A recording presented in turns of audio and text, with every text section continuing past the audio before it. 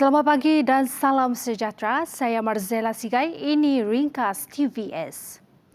Sarawak bakal menerokai sumber pendapatan baharu menerusi hasil petroleum di Beting Serupai di Bintulu yang menjanjikan pendapatan lumayan untuk negeri. Ketua Menteri Datuk Patinggi Abang Johari Tun Openg berkata hasil sumber di kawasan itu berpotensi untuk menampung 93 bilion tong hasil petroleum di dasar laut. Penemuan itu katanya berdasarkan kajian saintis luar. Shoal adalah kawasan ada mempunyai potensi lah.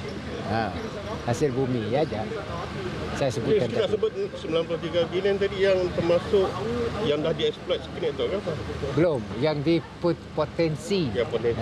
Ada hasil bumi. Bilion ya. Boleh kurang 93 ya aja. Bagaimanapun, beliau tidak pasti sama ada catatan yang dibuat adalah benar ataupun sebaliknya. Sehubungan itu, katanya pakar bidang berkaitan perlu meneliti dakwaan itu bagi membolehkan langkah seterusnya diambil terhadap sumber tersebut. Belum diteroka. Mungkin ada diteroka, saya tahu. Saya ada detail. Saya pun tadi saya baca buku. Sarawak meneroka. Sarawak meneroka. Nangga lupa lah keadaan. Nangga lupa lah. Beting Serupai merupakan sebuah beting di Laut Cina Selatan dengan kedalaman 22 meter. Di kawasan perairan Beting Serupai mempunyai telaga-telaga petroleum milikan Malaysia. Beting ini terletak 80 km dari barat Laut Bintulu dan 1,800 km dari Tanah Besar China.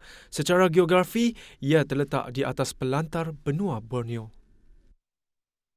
Berlaku adil kepada semua kumpulan etnik, itu kepimpinan Kerajaan Sarawak. Kata Ketua Menteri Datuk Patinggi Abang Johari Tun Openg, ini berlaku sejak zaman kepimpinan Tun Abdul Rahman Yaakob sebagai Ketua Menteri ketika itu yang secara konsisten menekankan kepentingan negeri daripada kepentingan masyarakat tertentu. Kerana kita tak adil pada semua. Orang Melanau pun kita, orang Bidayuh pun orang kita, orang Iban pun orang kita. Maka pimpinan orang Melayu berdasarkan kepada Sarawak sentrik dalam negara Malaysia. Sebabnya kita adil. Dari dulu sampai kini tu kita adil. Beliau berkata demikian semasa berucap pada Majlis Pecah Tanah Tapak Wisma Melayu Sarawak di Kuching pada Khamis. Abang Johari turut menegaskan tiada satu kaum yang mampu memerintah negeri yang kukuh dan stabil dengan sendirinya tanpa kerjasama dari kaum-kaum yang lain. Ujarnya, siapa sahaja yang diberi kuasa untuk memerintah negeri ini harus adil dan adil kepada semua masyarakat yang berbeza. Dan bulan baru saya akan dengan orang Ulu forum di Miri juga bangunan orang Ulu. Jadi kita adil kepada semua. Kerana bagi kita orang Melayu, pimpinan kita anggap mereka adalah satu. Mungkin kita berdoa kepada Allah Subhanahu Wa Taala mereka juga dapat mempunyai falsafah yang sedemikian. Ini cara kita. Dan seterusnya masyarakat Bidayuh mungkin kita bantu. Datuk ada sini. Jadi inilah cara-cara kita memerintah negeri Sarawak. Dan insya-Allah yang penting ialah ilmu di kalangan kita. Hak pemilikan di Sarawak akan sentiasa diiktiraf dan dipertahankan, baik tanah Melayu maupun tanah hak adat Bumiputera NCR.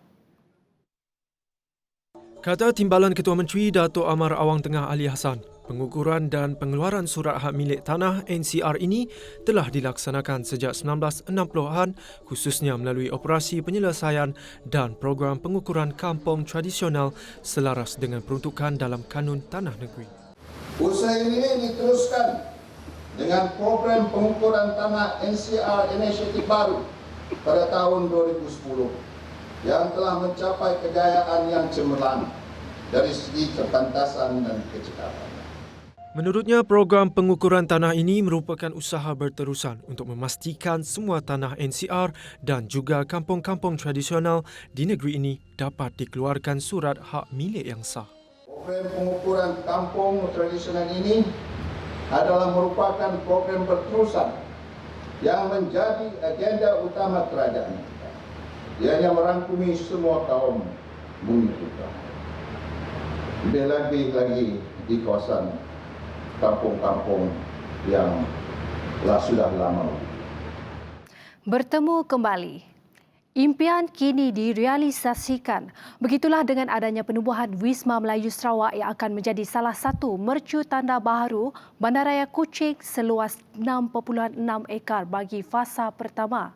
Ianya akan melambangkan identiti dan semangat, malah lebih penting, melambangkan masyarakat majmuk termasuk kaum bumi putra yang lain secara keseluruhannya.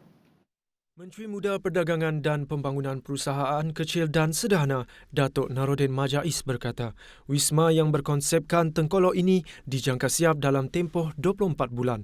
Katanya lagi, penubuhan bangunan baharu ini adalah impian oleh Allahyarham Pehen Sri Adnan Satem semasa beliau menjadi pengerusi amanah khairat Yayasan Budaya Melayu Sarawak agar memiliki bangunannya sendiri. Masa ini, AKYBMS menumpang kuartus lama kerajaan yang dibina zaman British di Jalan Roadway Kuching dekat Batu Lintang.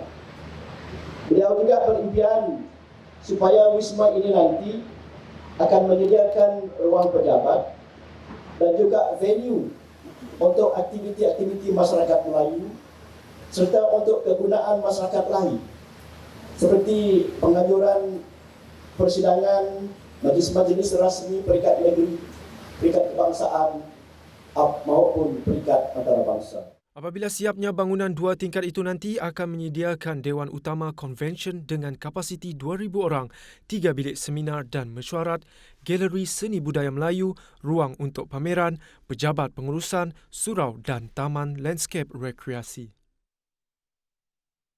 Pembinaan bangunan Wisma Melayu Sarawak dijangka akan dimulakan pada awal tahun hadapan.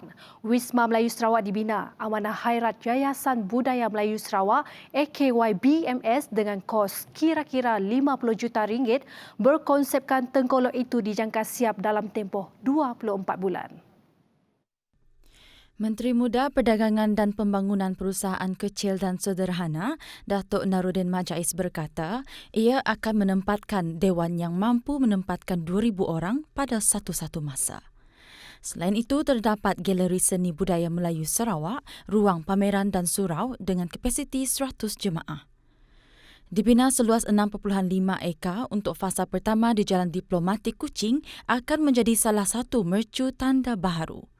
Sementara itu, rata-rata masyarakat Melayu menyambut baik projek pembinaan Wisma Melayu Sarawak ini yang akan memberi pelbagai manfaat kepada mereka.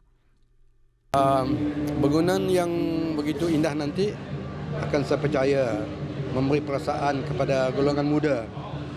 Macam kami ini orang yang dah limpah umur, hanya menyokong saja. Apa yang didasarkan oleh orang muda dan apa yang telah diterangkan oleh Ketua Menteri kita tadi, itu yang sangat ditunggu-tunggukanlah. Jadi dengan kata yang ringkas, hiduplah budaya Melayu khas untuk Kuching dan amnya untuk Sarawak. Satu yang sejarah yang kita tunggu-tunggu, dah lama bangun ini yang kita cita-cita untuk mendirikan, yang mana pemimpin kita dulu telah berusaha.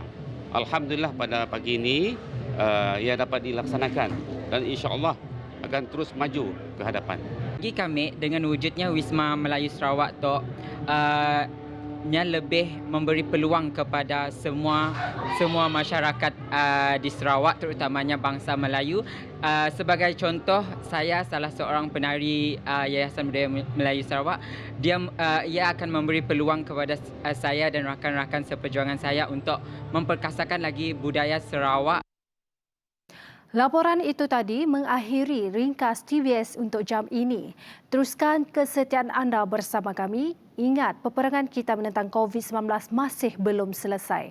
Jaga kebersihan diri, jaga penjarakan fizikal dan patuhi SOP yang telah ditetapkan. Kita mampu melakukannya. Saya Marzela Sigai, salam hormat dan jumpa lagi.